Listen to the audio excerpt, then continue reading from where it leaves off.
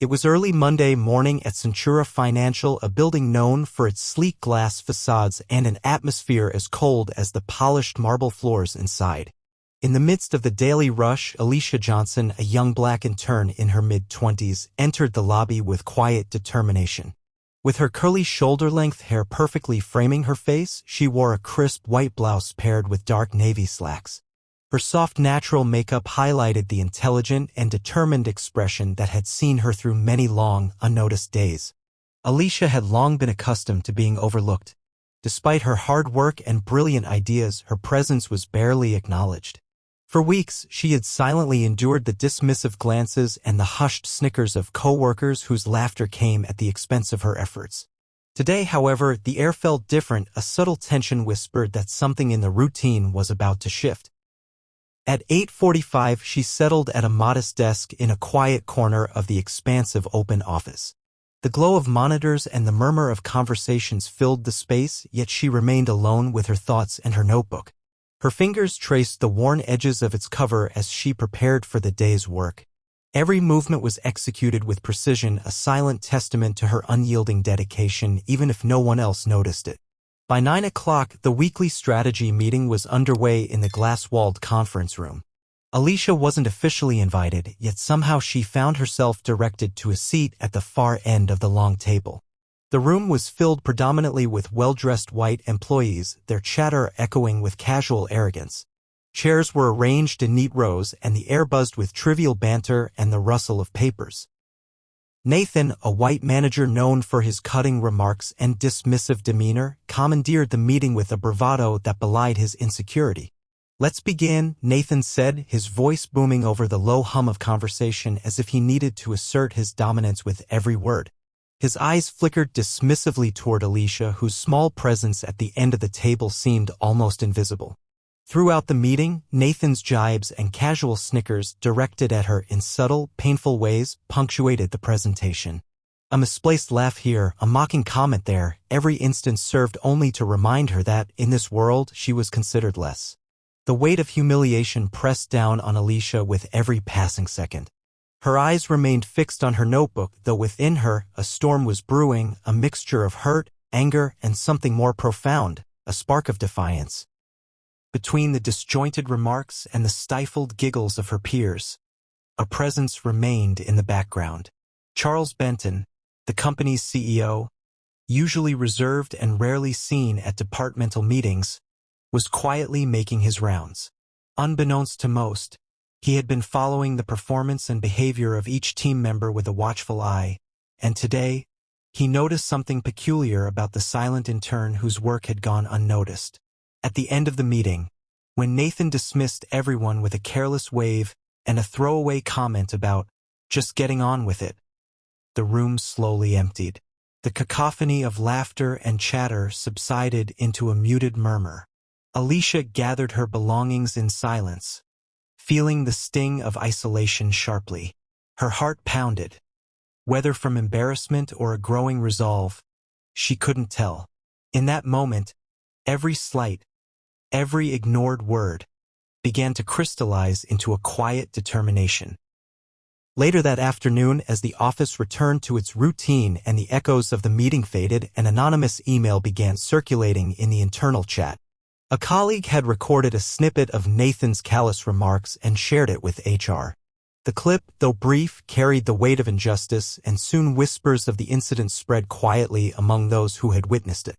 Alicia received a private message on her phone. "Your work speaks for itself. Don't let them define your worth."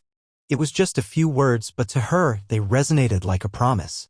That evening, while most of her coworkers left in clusters, Alicia stayed behind. The hush of the empty office was punctuated only by the hum of the air conditioner and the soft clack of her keyboard. She reviewed the painful moments of the day, allowing herself to feel each emotion fully, even if she never spoke a word. In that reflective solitude, a realization began to take hold. Humiliation, though bitter, had also laid the first stone of her ascent. She was beginning to understand that real strength isn't always loud. It can be quiet, steadfast, and deeply personal. As the clock edged toward closing time, Alicia saved her work and locked her desk. That night, She lay awake thinking about the day's events. The memory of Nathan's sneer, the collective silence of the meeting, and the small, supportive messages of strangers all played in her mind like a montage of both pain and possibility. Somewhere deep inside, a spark lit up, a quiet rebellion against the injustice she endured. And so, the seeds of change were sown. In the coming days, as whispers turned into cautious conversations and as senior leaders began to take note, Alicia's journey was about to change. It wasn't going to be an explosive confrontation. It would be an evolution, a slow and steady rise built on dignity, self-respect, and the power of resilience. Charles Benton, who'd observed all along, was preparing to take action. The next chapter was about to begin. A chapter where the overlooked would no longer remain invisible, and where karma would finally find its rightful mark. In the days that followed the fateful meeting, an imperceptible shift began to take shape at Centura Financial. Whispers that once carried only SC. Alicia's quiet suffering, so long ignored, had finally caught the attention of those who were capable of affecting change. It started subtly, a murmured comment in the break room here, a sideways glance in the corridor there. At first, no one dared to speak openly of the injustice that had marked that Thursday meeting, but the incident had set a silent counter-revolution in motion. As if on cue, small yet tangible acts of acknowledgement began to emerge.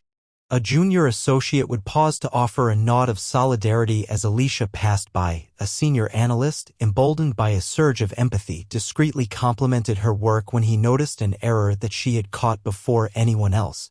Within a week, even the normally aloof HR department took notice. An internal memo was circulated underscoring the company's renewed commitment to respectful behavior and accountability.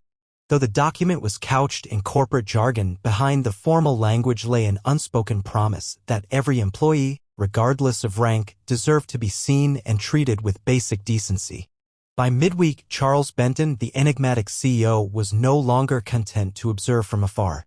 His quiet investigations, initiated through employee surveys and whispered testimonies, had led him to a troubling conclusion. Beneath the veneer of professionalism lurked a systematic disregard for the contributions of those like Alicia. Determined to restore balance, he arranged for confidential discussions with department heads and demanded a review of internal practices. Though nothing dramatic was announced publicly, there was a clear undercurrent that changes were coming. Alicia, in the meantime, felt the weight of these subtle shifts. The lonely isolation of her previous days was slowly being replaced by small gestures of recognition. In one instance, as she was locking up late in the evening, a coworker hesitated near her desk to quietly thank her for catching an error that saved a key client account. In another, a senior manager, previously indifferent to her presence, offered a brief but sincere compliment on a report she had prepared, a rarity in the sterile environment of Centura Financial. Despite these glimmers of support, there remained an unspoken tension. Nathan, the dismissive manager, continued his usual routine, exuding an air of entitlement and arrogance. His performance, however, began to falter as whispered criticisms surfaced and his once confident tone turned uncertain. In quiet corridors, some employees even speculated that his behavior on that fateful Thursday had revealed more about his insecurities than his competence. Through it all, Alicia maintained her dignity. She worked methodically, her eyes steadily fixated on her tasks. Yet inside, a transformation was taking root. Every small act of recognition, every tiny moment of solidarity from those who had once ignored her, built her inner strength. By the end of the week, she realized that her silence had become a statement. It was no longer just an expression of resignation, it was a quiet declaration of self-worth. Late one afternoon, as the office lights dimmed and most of her colleagues prepared to leave, Alicia stayed behind to finalize a complex report. The hushed rhythm of the nearly empty office was interrupted by the soft hum of the air conditioner and the occasional rustle of paper. In that solitary setting, she allowed herself a moment of reflection. She thought about every whispered conversation, every sympathetic glance, and the way the memory of that humiliating meeting had evolved into something far more potent, a catalyst for change. The next morning, something remarkable happened. During a routine departmental update, the tone of the meeting shifted. Nathan began his presentation as usual, but midway through, he faltered. A murmur passed through the room as employees exchanged knowing looks. It was as though the collective experience of the past weeks had converged into a single moment. Before anyone could regain composure, Charles Benton himself stood up, his deep voice cutting through the silence. "Let us remember," he said calmly, "that every individual here is valued. Dignity and respect are the cornerstones of our success. We must hold ourselves and each other to a higher standard." No one interrupted him. The room fell into a reflective hush. For the first time, Nathan's bluster was met with a pause, a shared understanding that change was in the air. Alicia listened quietly, feeling an inner resolve hardening. The CEO's words were not dramatic declarations of punishment, but a gentle reclaiming of respect. In that moment, the weight of humiliation transformed into a quiet, determined certainty that her contributions mattered, that she was not invisible. As days turned into weeks, the company began to witness a transformation. Subtle changes in the office culture led to new policies, and discussions about workplace respect started filling internal meetings. Some critics even acknowledged that the incident had spurred a much-needed re-examination of behaviors that had long been tolerated. Alicia, once seen as a mere intern, slowly emerged as a symbol of quiet resilience. Her work began to receive the attention it deserved, and her presence in meetings was no longer an afterthought.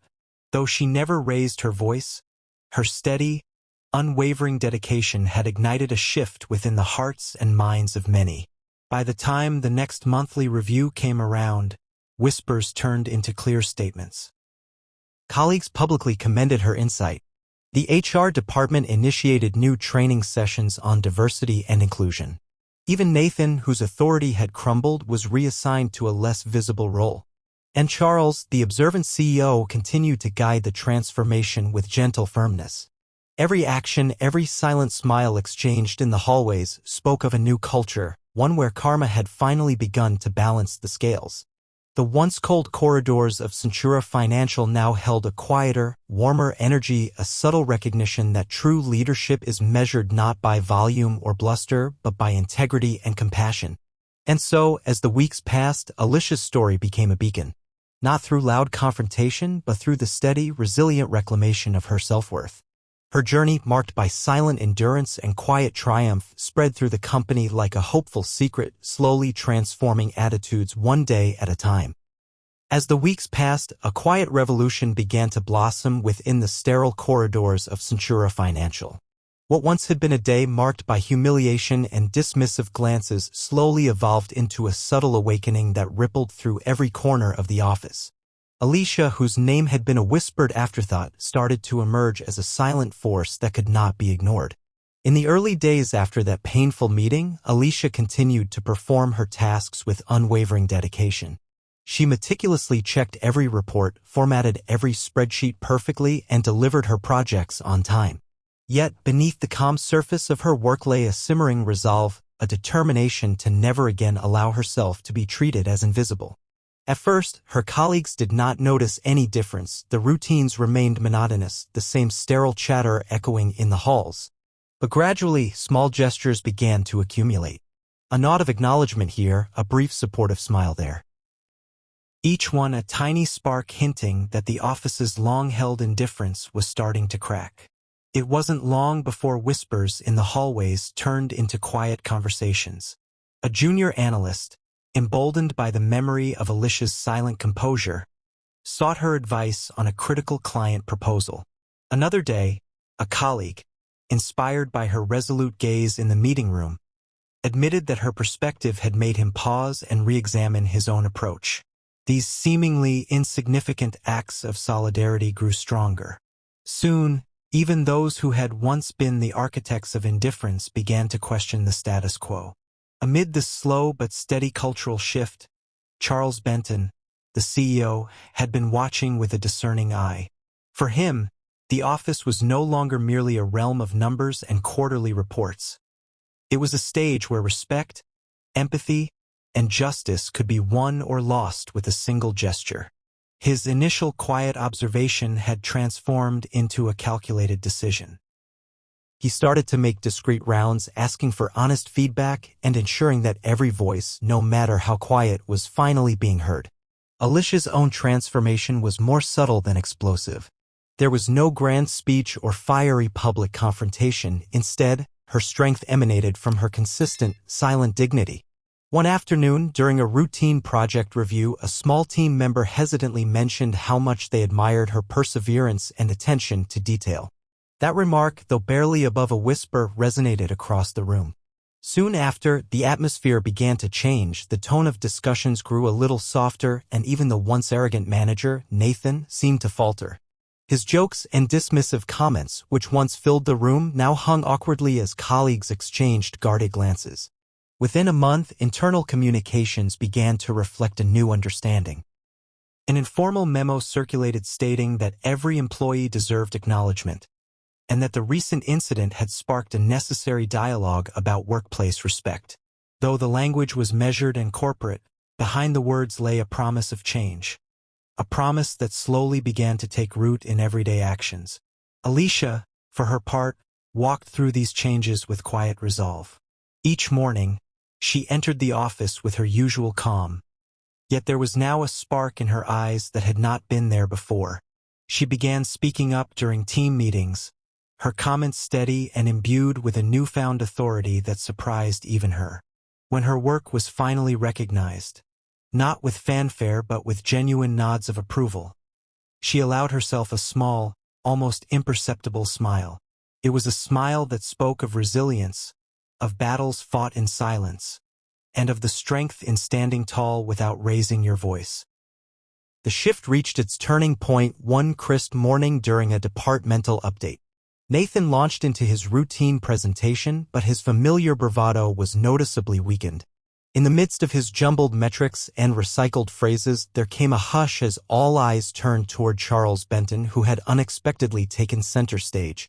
With measured calm and quiet authority, he addressed the room. Let us remember that every individual here is integral to our collective success.